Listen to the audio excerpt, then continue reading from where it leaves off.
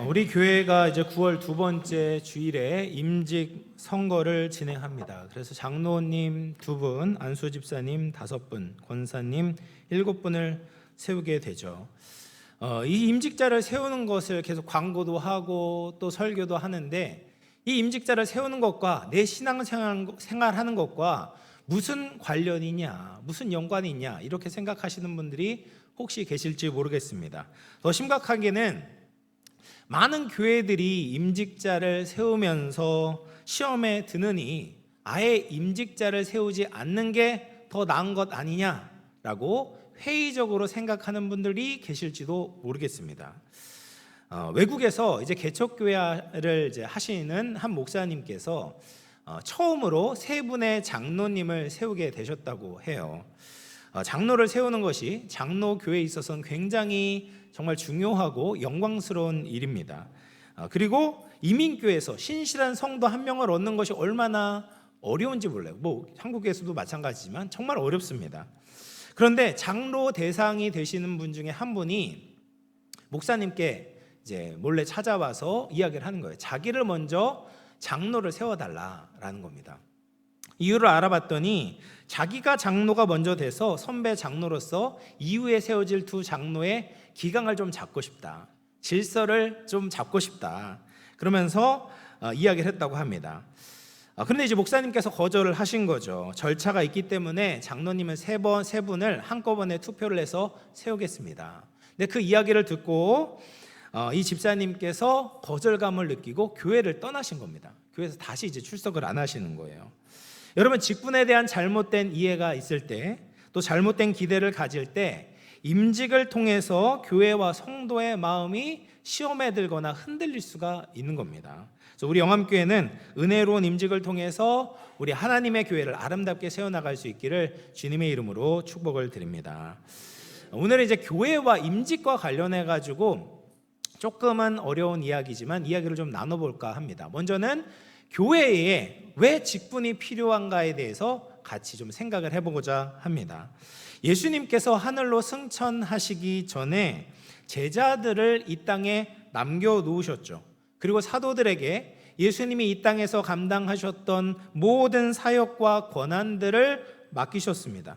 그래서 사도들이 예수님이 승천하신 후에 이 땅에 남아서 예수님의 뜻을 받들어 하나님의 복음을 전하고 신약의 교회가 세워지게 되었습니다.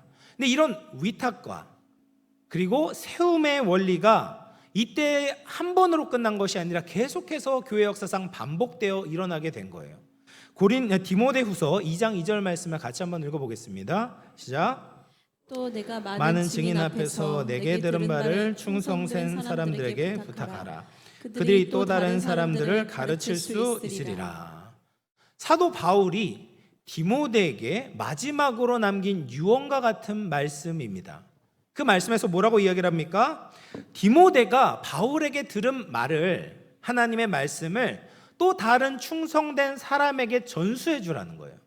그리고 그 충성된 사람들이 또 다른 사람을 가르칠 수 있도록 해라. 그러니까 바울이 디모데를 가르치고 디모데가 또 충성된 사람을 가르치고 충성된 사람들이 또 다른 사람을 가르칠 수 있도록 계속해서 복음을 전하고 사람들을 세우는 일을 하라라는 거죠. 그래서 바울과 같은 사람, 디모데와 같은 사람을 계속해서 세워나가는 것이 하나님 나라의 원리라는 것을 보여주고 있습니다. 예수님과 사도들이 모든 권한을 독점하지 않았어요. 예수님 얼마나 탁월한 분이십니까? 모든 면에 있어서 가장 훌륭하신 분인데 예수님도 제자를 세우셨죠. 근데 세워진 제자들이 어떻습니까? 완벽하지 않았어요. 실수도 하고 넘어지기도 했습니다. 근데 그 세워진 제자들이 예수님을 따라 점점 성숙하며 바르게 세워져감을 통해서 교회가 더 성장하게 되고 세워지는 것을 보게 되는 거예요. 그래서 모든 직분자는 교회를 세우기 위해서 세우는 겁니다. 사람을 세우지 않고는 교회가 세워질 수 없습니다. 직분자와 리더십이 바르게 세워질 때 하나님의 교회가 힘을 얻게 되고 하나님 나라가 확장되는 역사가 일어나게 되는 거죠. 반면 교회를 세우기 위한 직분이 아니다라고 한다면 그 직분은 오히려 하나님 나라를 가로막을 수 있고 교회를 허물어뜨릴 수도 있는 거예요. 그래서 교회는 사람을 말씀으로 세워야 됩니다. 교회는 사람을 훈련으로 세워야 되죠. 교회는 성도를 직분의 자리를 통해 든든한 사명자로 세워야 됩니다. 그렇게 사람을 세워 나갈 때 주의 교회가 든든히 세워질 수 있다라는 거예요. 그러면 우리가 장로의 직분의 성경적인 근거와 또 역사적인 중요성을 좀 살펴보도록 하겠습니다. 그러면 성도가 아무렇게나 아무 직분이나 받아서 세워지면 되는가? 그렇지 않다라는 거예요. 반드시 성경적인 근거가 필요합니다. 장로의 직분을 살펴보면 구약 성경에서부터 장로가 등장을 합니다. 원래 이 장로라는 말이 히브리어로 츠케님이라는 말인데 이것은 종교적인 직분에 사용되는 말이 아니라 그냥 사회적으로 어른이나 연장자를 의미하는 단어였어요. 그런데 공동체가 발전하면서 권위 있는 대표자와 지도자를 상징하는 단어가 된 거죠. 그래서 출애굽기를 보면 이스라엘의 민족의 대표를 장로라고 불렀습니다. 출애굽기 3장 16절을 같이 읽어봅니다. 시작. 너는 가서 이스라엘 장로들을 모으고 그들에게 이르기를 여호와 너희 조상의 하나님 곧 아브라함과 이삭과 야곱의 하나님이 내게 나타나 이르시되 내가 너희를 돌보아 너희가 애굽에서 당한 일을 확실히 보았노라. 그래서 하나님께서 모세에게 명령하시는 거예요. 이스라엘 백성들을 출애굽시키기 위해서 준비를 시키는데 가장 먼저 해야 되는 일이 뭐냐면 이스라엘의 장로들에게 아브라함의 하나님, 이삭의 하나님, 야곱의 하나님이 여전히 살아계시고 너희를 돌보신다라는 것을 가르쳐 주라는 거예요. 또 그 장로들 중에 70인을 선발을 해서 아주 특별한 역할을 맡기게 되는 겁니다. 하나님과 이스라엘 백성들이 시내산에서 언약을 맺잖아요. 하나님께서 이스라엘의 보호자가 되시고 이스라엘 백성들은 하나님의 말씀을 순종해야 된다라는 거룩한 언약을 맺게 돼요. 근데 그 거룩한 언약에 있어서 증인의 역할을 하는 것이 70인 장로였습니다. 그래서 출애굽기 24장 11절을 같이 읽어보겠습니다. 시작.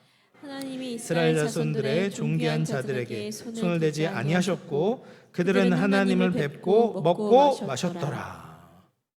여러분, 70인 장로들이 모세와 똑같이 하나님의 영광을 보았고 하나님께 가까이 갔는데도 죽임을 당하지 않고 하나님의 영광 가운데 먹고 마셨어요. 그럼 왜 70인 장로들이 그런 특권을 누렸을까요?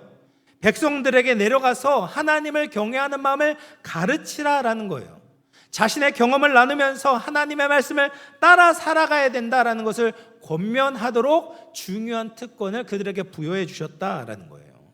구약성경뿐 아니라 신약성경에도 굉장히 장로가 많이 등장을 합니다. 총 65의 장로라는 단어가 등장을 하고 있어요.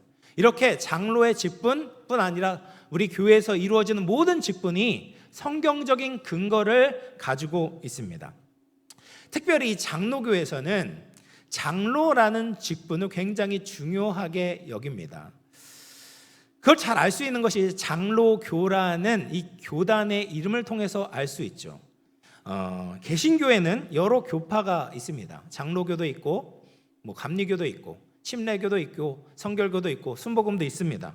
그런데 장로교만 유일하게 직분을 교단의 이름으로 삼고 있습니다. 왜 목사도 아니고 목사교도 아니고 왜 장로교라고 이름을 지었을까요? 먼저 우리가 알아야 되는 것은 장로에는 이제 두 장로가 있어요. 목사 장로가 있고 치리 장로가 있습니다. 디모데전서 5장 17절 말씀을 보시면 같이 읽어보겠습니다. 시작. 장로들은 배나 존경할 자로 알되 말씀과 가르침에 수고하는 이들에게는 더욱 그리할 것이니라. 여기서 잘 다스리는 장로가 우리가 잘 흔히 알고 있는 우리 교회 장로님들과 같은 분들이에요. 그런데 말씀과 가르침에 수고하는 이들을 또 구분해서 나누고 있죠. 이 장로가 바로 목사자, 저 같은 사람을 의미하는 겁니다. 그래서 초대 교회에서부터 이미 이제 강도하는, 설교를 하는 강도 장로가 있었고 사람들을 잘 말씀으로 다스리는 치리 장로가 있었다라는 거예요. 어쨌든 간에 이 장로교회에서는 왜 이렇게 장로를 중요하게 여기는가? 바로 종교 개혁의 결과이기 때문에 그렇습니다. 장로교 이전의 정치 제도에서는 지금과 같은 방식으로 장로를 뽑지 않았어요. 구교, 천주교에서는 지금도 교황 중심의 위계 질서를 가지고 있습니다. 국가 정치로 말하자면 천주교는 왕정을 가지고 있는 거예요. 교황은 왕과 같습니다. 그래서 교황은 하나님으로부터 절대적인 권한을 받았기 때문에 교황의 말이 법과 같아요. 교황의 말에 토를 달 수가 없습니다. 그리고 교황 아래로 추기경과 주교와 신부의 계급이 있습니다. 평신도는 성당에서 아무런 영향을 끼칠 수 없고 100% 사제와 성직자 중심으로 성당이 운영되는 거예요. 그런데 장로교회는 종교 개혁을 통해서 이 제도를 바꾼 겁니다. 국가 정치로 말하면 장로교는 왕정에서부터 대의 민주주의로 바꾼 것과 비슷합니다. 대한민국은 대통령과 국회의원들을 선거로 선출을 하고 국가의 중요한 정책과 또 활동들을 정해서 시행을 하고 있죠. 근데 장로교 정치가 이와 비슷한 겁니다. 성도들의 선거를 통해서 장로들을 뽑고 목회자와 장로로 구성된 대표회의체는 당회를 통해서 교회를 하나님의 뜻대로 운영하는 정치 제도가 바로 장로회 정치입니다. 그래서 천주교에 있었던 사제주의, 계급의 서열화를 거부하고 모든 성도들이 하나님 앞에 거룩한 제사장이라는 진리를 회복하며 실천에 옮긴 것이 장로 제도다라는 거예요. 그래서 또 이렇게만 보면 장로 제도가 세상 정치와 별반 다르지 않는 것처럼 보이지만 그 근원을 잘 들여다보면 엄청난 차이가 있습니다. 여러분, 민주주의는 국가의 주권이 국민들에게 있다라고 믿습니다. 그래서 국민들은 국가의 주인으로서 선거권을 행사하면서 그 투표를 통해서 자신들의 대표를 뽑는 것이죠. 그래서 국가의 주인이 국민이다라는 가치 체계 위에 세워진 정치 제도가 이제 선거권이고 민주주의입니다. 그런데 교회 주인은 성도가 아니에요. 교회 주인이 누굽니까? 예수님이시죠. 그러면 임직자 선거 제도를 통해서 예수님의 주인 되심이 어떻게 드러나게 되겠습니까? 예수 그리스도를 주님으로 고백하는 성도들 안에는 성령님께서 함께 계시는 거예요. 그래서 성도들이 투표를 할 때 자기의 생각과 판단으로만 선거를 하는 것이 아니에요. 우리 안에 계신 성령님께서 이 모든 선거와 투표를 주관하신다라는 믿음을 가지고 선거를 하는 것입니다. 그래서 이 선거를 할 때 교회 성도들은 임직 후보자들을 성경 말씀으로 비추어 보고 성령님이 우리의 마음을 하나님의 뜻으로 인도해 달라고 기도하는 마음으로 투표를 하는 것이죠. 그래서 투표권을 가진 성도들 안에 성령님이 계시기 때문에 모든 표가 합력하여 선을 이루게 되고 그 투표 결과를 통해서 예수님의 뜻을 이룰 수 있다라고 믿는 거예요.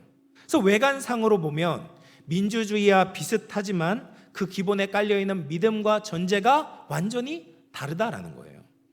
또 성령님의 주관하심으로 말미암아 선출된 임직자들은 어떤 마음을 가져야 되겠습니까? 그동안 장로의 자리에 오르기 위해서 내가 그렇게 고생했는데 드디어 높은 자리에 오르게 되었구나, 이런 교만한 마음을 가져서는 안 되겠죠. 또 다른 후보와 비교해서 내가 더 많은 인기를 가지고 있구나, 내가 인정받고 있구나, 내가 많은 명망을 쌓았구나 라고 생각해서도 안 되는 겁니다. 교회 주인이신 예수님께서 나를 세워주셨다는 것을 무거운 마음으로 받아들여야 되는 거죠. 우리는 원래 무지하고 무능한 자들이죠. 그런데 교회의 주인 되신 예수님께서 이번에 나를 부르신 겁니다. 죄에 매여서 자기만을 위해서 살아왔던 나를 예수님의 영광스러운 사역을 행하도록 불러주시고 직분을 맡겨주셨다라는 것을 감사함으로 그 직분을 받아야 하는 겁니다. 사랑하는 성도 여러분, 장로교는 그냥 장로의 직분이 중요하다고 믿는 교파가 아닙니다. 모든 성도들 가운데 성령님이 함께 하시고 하나님의 말씀의 다스림을 받을 수 있다라고 믿는 교파가 장로교입니다. 그러나 이렇게 좋게 주어진 제도 안에서도 세속적인 불순물이 들어올 수가 있어요. 하나님의 은혜와 성도들에게 주어진 거룩한 특권과 책임을 놓치게 될 때 세상 지도자들을 뽑는 것과 별반 다르지 않을 수가 있다라는 거예요. 그래서 성도들은 이 선거를 할 때 기도로 준비해야 합니다. 뿐만 아니라 임직 후보자들도 반장 선거에 나가는 것처럼 어떤 감투를 얻을 것처럼 선거에 나와서는 안 됩니다.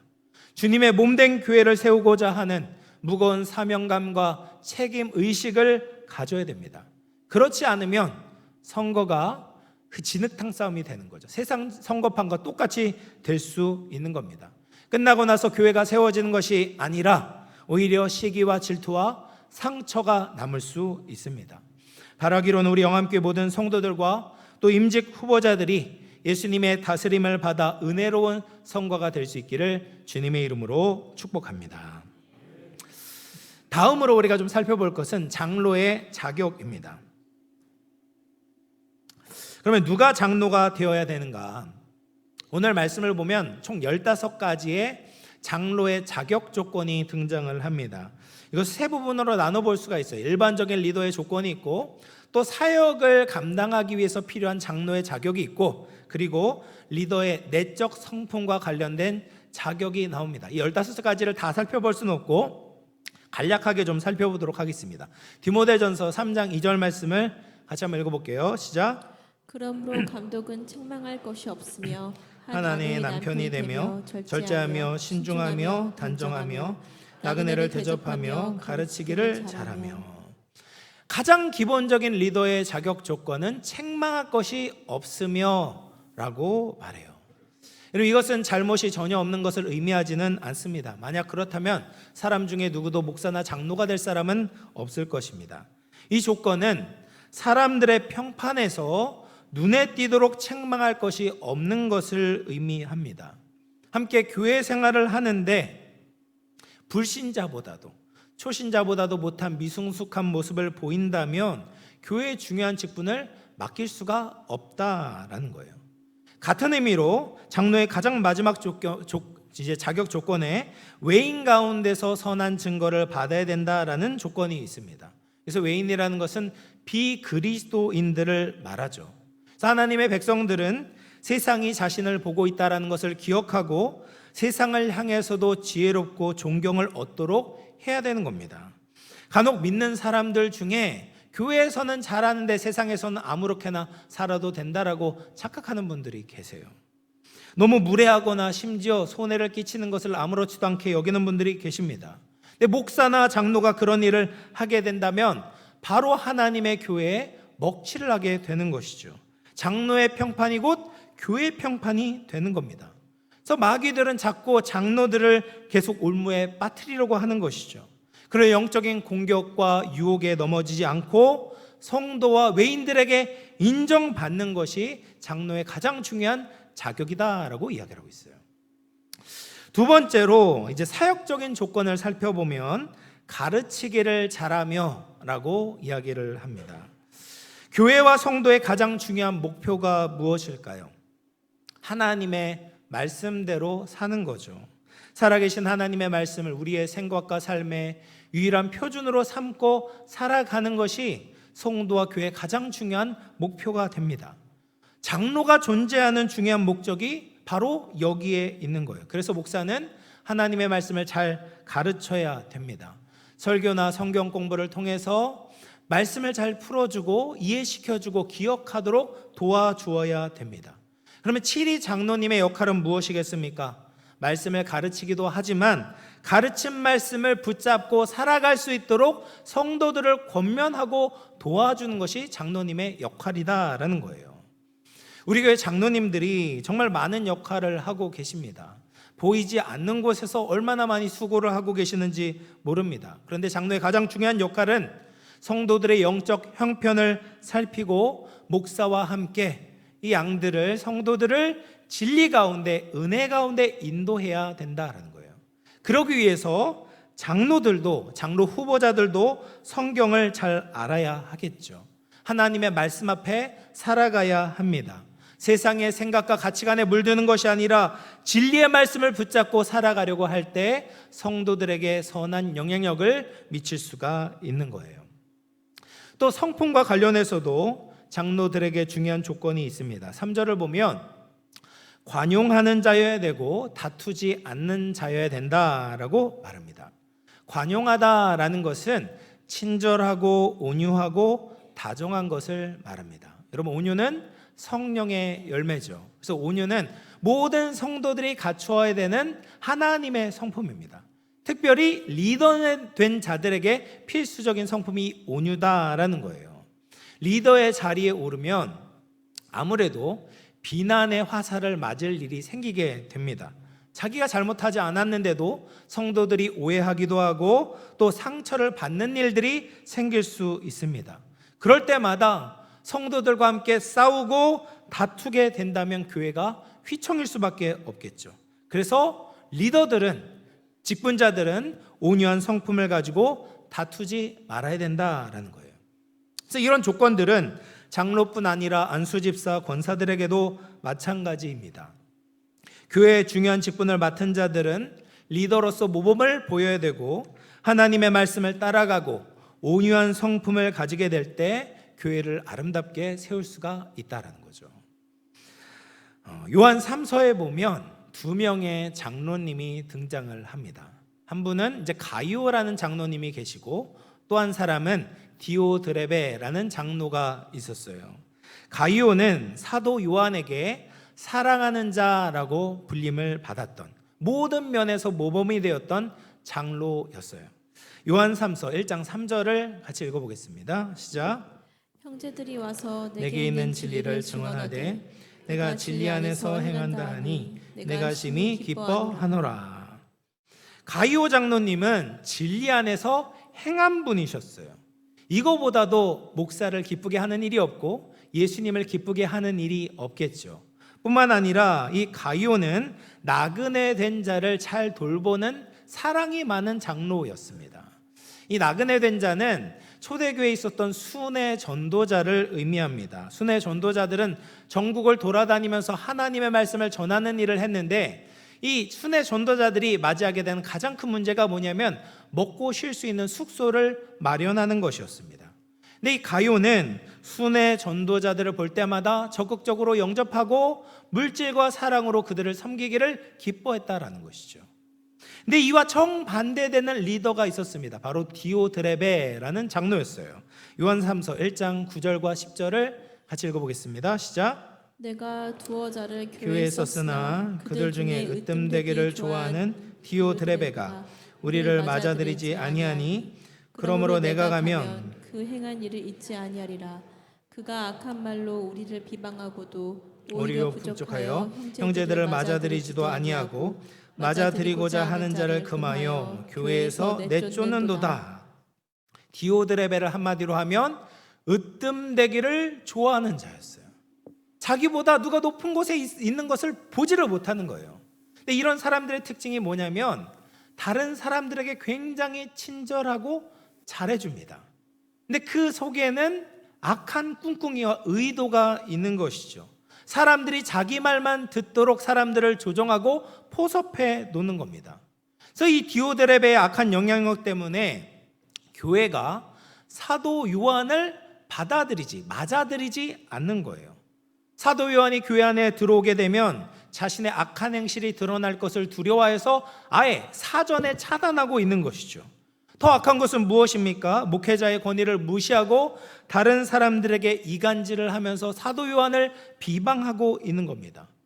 또 순회 전도자들을 영접하지 않고 영접하려는 사람들도 교회 밖으로 내쫓고 있는 거예요. 선한 일을 하는 사람들이 오히려 교회 안에서 인정받지 못하고 쫓겨남을 당하고 있는 겁니다. 이 한 명의 잘못된 장로가, 지도자가 공동체를 얼마나 분열시키고 망가뜨릴 수 있는지를 잘 보여주고 있는 겁니다. 사랑하는 성도 여러분, 우리 영암교회 장로님들, 안수집사님들, 권사님들은 가이오와 같은 직분자들이 되시기를 축복합니다. 자기의 세력을 구축하는 것이 아니라 하나님의 교회를 해치고 교만하고 악독한 리더가 되는 것이 아니라 예수님과 같이 겸손하고 섬기고 성령의 성품을 갖추며 주님의 교회를 아름답게 세워나갈 수 있는 모든 직분자들이 다 되시기를 주님의 이름으로 축원합니다. 마지막으로 교회 성도들이 이 직분자, 장로를 향해서 가져야 되는 태도에 대해서 말씀을 나누도록 하겠습니다. 디모데전서 5장 17절을 한 번 더 읽어보도록 하겠습니다. 시작. 잘 다스리는 장로들은 배나 존경할 자로 알되 말씀과 가르침에 수고하는 이들에게는 더욱 그리할 것이니라. 아멘. 여러분, 성도들이 장로님을 향해서 가져야 되는 중요한 태도는 바로 존경이에요. 존중입니다. 요즘 사회는 너무 극단적으로 탈권위적인 모습을 보이고 있어요. 그래서 리더로서 마땅한 권위를 가져야 됨에도 불구하고 그 권위를 아예 인정하지 않는 거죠. 대표적으로는 학생들이 교사의 권위를 인정하지 않습니다. 주일학교 교사들은 말할 것도 없죠. 그래서 얼마나 많은 문제들이 생기게 됩니까? 학교가 학교답지 못하게 되는 거죠. 공동체 전체적으로 보면 득보다 훨씬 더 실이 많게 되는 거예요. 모든 질서가 무너지게 됩니다. 물론 이 권위주의는 리더들이 늘 조심해야 되는 부분입니다. 다른 사람들의 말을 경청하지 않고 비상식적인 것을 권위로만 강요하고 짓누르려고 하는 것은 굉장히 주의해야 되는 부분이에요. 그럼에도 권위는 하나님이 허락하신 겁니다. 예수님은 하나님으로부터 모든 권세를 받으셨고 예수님께서 사람들을 리더로 세우셔서 또 권위를 부여해 주셨어요. 그래서 가정에는 가장이 있고 교회에는 장로님이 계시고 또 정부에는 위정자들이 권위를 받게 되었습니다. 이런 권위를 부인해서는 안 됩니다. 존재적으로는 다를 것이 없죠. 장로님이나 저나 모든 성도님들이 하나님께서 보시기에 존귀한 분들이죠. 그러나 역할에 있어서는 다르다라는 거예요. 권위의 직분으로 세움을 받은 사람들은 다스리고 결정하는 역할을 하게 되는 겁니다. 우리는 예수님이 세우시고 또 성령님이 교회 성도들의 손을 통해서 세우신 장로들을 존중해야 합니다. 함부로 장로들을 깎아내려서는 안 돼요. 칼빈의 제자인 베자라는 신학자가 있었어요. 이 베자가 뭐라고 얘기를 했냐면, 사탄은 교회의 기초가 되는 교리를 뒤엎기보다 그보다 쉬운 교회의 정치를 뒤엎기를 희망한다라고 이야기를 합니다. 여러분, 교회를 흔드는 가장 쉬운 방법이 뭐냐면 교리를 흔드는 게 아니에요. 예수님이 하나님이시다라는 교리를 누가 안 믿게? 성도들 중에 다 믿잖아요. 근데 교회를 흔들 수 있는 가장 쉬운 방법은 뭐냐면 교회의 질서를 무너뜨리는 겁니다. 교회 정치를 무너뜨리는 거예요. 목사와 장로가 싸우고 다투고 하면은 교회가 흔들리게 되죠. 또 성도님들도 장로를 인정하지 않고 그렇게 순종하지 않게 된다면 교회 정치 질서가 무너지게 된다. 사탄은 계속해서 호시탐탐 그렇게 교회의 정치를 무너뜨리려고 하고 있다는 거예요. 또 한 가지 성도들이 가져야 되는 태도는 직분을 사모하셔야 됩니다. 디모데전서 3장 1절을 같이 읽어보도록 할게요. 시작. 이보다 이 말이요 곧 사람이 감독의 직분을 얻으려 함은 선한 일을 사모하는 것이라 함이로다. 감독의 직분을 얻으려 하는 것은 선한 일을 사모하는 것이다 라고 말하죠. 장로가 되고 안수집사가 되고 권사가 되려는 마음이 선하다라는 거예요. 초대교회에서 직분을 얻는 것은 세상적으로 승진을 하는 것과 전혀 관련이 없었습니다. 다른 사람들에게 자랑할 수 있는 계급장을 따는 것이 아니었죠. 오히려 직분을 얻고자 하는 사람은 예수님을 위해서 헌신하고자 하는 마음으로 가득 차 있던 사람들이었어요. 세상의 인정이 아니라 주님의 시선에 합당한 자가 되기를 소망하는 것이죠. 나를 위해서 사는 것이 아니라 교회를 위해서, 다른 성도를 위해서 살아가고자 하는 사람들이 직분을 사모하는 사람들이었다라는 겁니다. 여러분, 직분을 사모하시기를 바랍니다. 나는 직분이 필요 없다라는 식으로 회의적으로 생각하는 분들, 마음이 완고한 분들 중에 신앙생활을 열심히 하는 분들이 거의 없습니다.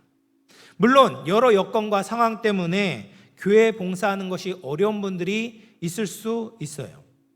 이런 내가 무슨 직분을 맡을 수 있는가 스스로 평가할 수 있습니다.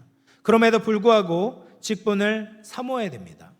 한 번뿐인 인생을 나를 위해서만 살아가는 것이 아니라 영광스러운 주님의 나라를 위해서 더욱 수고하며 헌신하고자 하는 거룩한 열망을 가져야 합니다.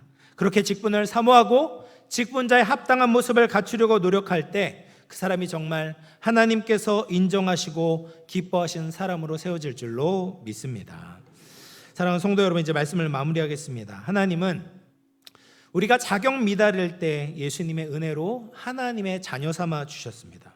또 구원받은 우리가 하나님의 자녀가 되었지만 여전히 부족함을 느낍니다. 그럼에도 불구하고 하나님은 우리를 또 세우시기를 원하시는 거예요. 우리를 통해서 하나님의 말씀대로 살아가는 것이 정말 복되다는 것을 세상 가운데 보여주기를 원하십니다. 그렇게 교회가 진리의 터가 되고 세상의 빛이 되기를 원하시는 거예요. 교회가 하나님의 집으로 세워가기 위해서는 하나님의 뜻대로 사람이 세워져야 되고 직분자가 세워져야 하는 것입니다. 우리 영암교회가 직분자를 세우는 모든 과정 가운데 사람의 욕심이나 세속적인 야망이 들어가지 않기를 바랍니다. 투표에 참여하는 모든 성도들이 기도로 준비하고 또 임직 후보가 되신 분들도 사모하는 마음으로 기도할 수 있기를 바랍니다. 주님의 뜻대로 세워지는 직분자들을 통하여서 우리 영암교회가 더욱더 부흥하고 하나님의 풍성한 역사를 경험하는 하나님이 기뻐하시는 교회가 될 수 있기를 주님의 이름으로 축원합니다. 우리 말씀을 생각하면서 한번 기도하겠습니다. 하나님은 우리에게 은혜를 베풀어 주셔서 구원해 주실 뿐 아니라 우리를 세우시기를 원하십니다. 하나님의 영광스러운 사역을 위해서 우리를 세우시려고 할 때 우리가 기꺼이 주님의 부르심에 순종할 수 있기를 소망합니다. 세속적인 욕심이나 탐욕을 배제하고 오직 주님을 위해서 직분을 사모하는 우리 모든 성도들 되게 하여 주시옵소서. 신령한 직분을 충성스럽게 감당하며 우리 영암교회가 더욱더 든든히 서가고 하나님의 말씀이 진리됨을 전할 수 있는 아름다운 영암교회 될 수 있도록, 아름다운 성도들 될 수 있도록 우리 말씀을 생각하며 같이 한번 기도하겠습니다. 하나님 아버지 감사합니다. 하나님, 우리를 주님의 은혜로 또 구원